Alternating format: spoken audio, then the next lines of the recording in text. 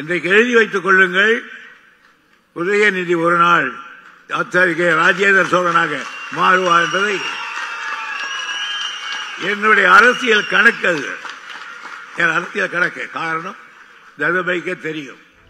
துணை முதலமைச்சர் உதயநிதி ஸ்டாலின் ஒரு நாள் மாமன்னர் ராஜேந்திர சோழன் போல் திகழ்வார் என திமுக பொதுச் செயலாளரும் மூத்த அமைச்சருமான துரைமுருகன் புகழாரம் சூட்டியுள்ளார்.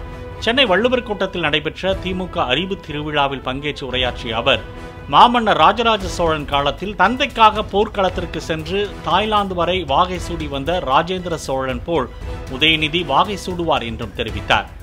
இன்றைக்கு எழுதி வைத்துக் கொள்ளுங்கள், உதயநிதி ஒரு நாள் ராஜேந்திர சோழனாக மாறுவார் என்பதை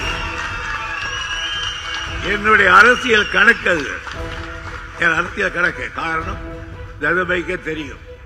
கிட்டத்தட்ட முதலமைச்சர் மு.க.ஸ்டாலின் திமுக தலைவராக இருந்தாலும் திமுகவை வழிநடத்தி பார்த்துக் கொள்ளும் பொறுப்பு உதயநிதிக்கு வந்திருப்பதாகவும் துரைமுருகன் தெரிவித்தார்.